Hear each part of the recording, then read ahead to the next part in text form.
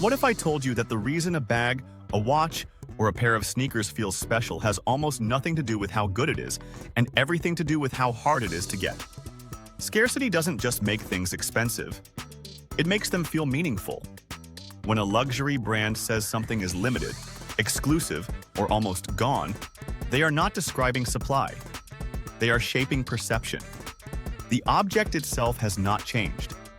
But suddenly it feels heavier, more important, more urgent. And that reaction is not accidental.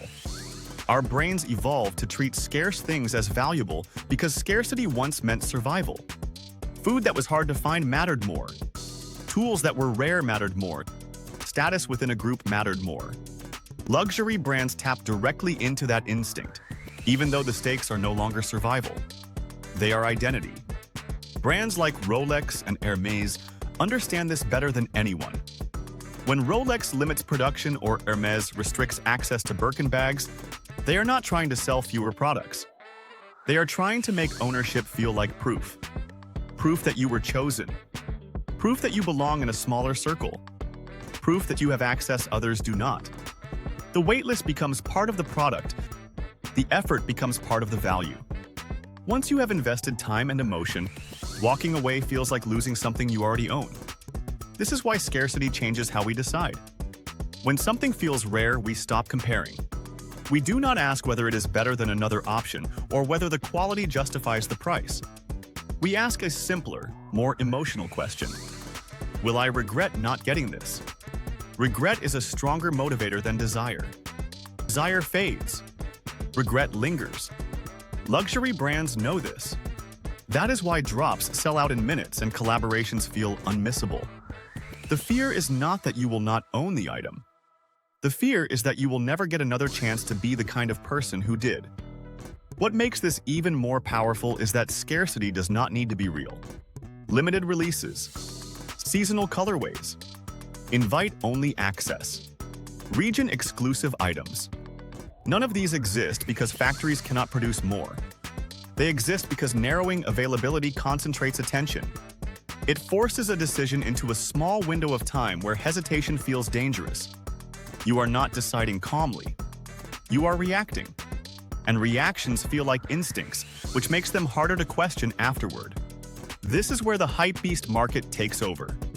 Limited sneakers and streetwear drops sell out instantly, then reappear on resale platforms at double or triple the price. Suddenly, a shoe is no longer just a shoe.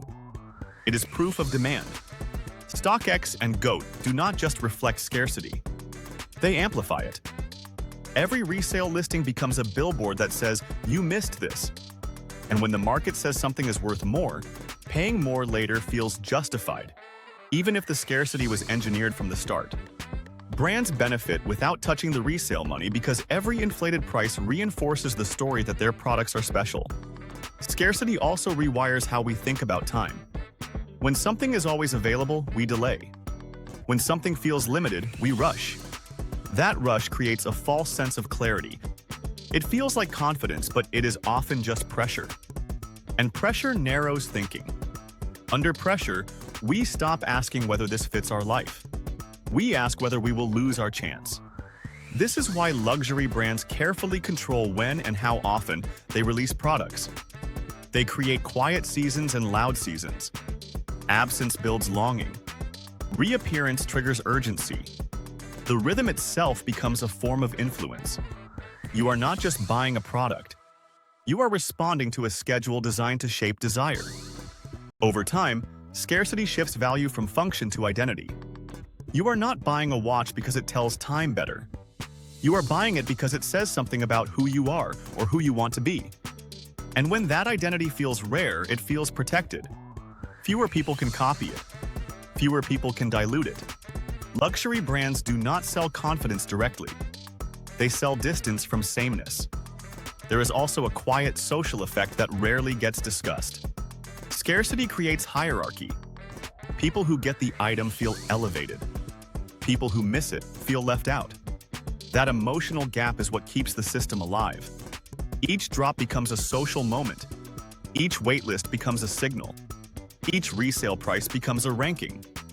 And because humans are social, we feel those signals deeply. even when we pretend not to care. The uncomfortable part is what happens after you buy.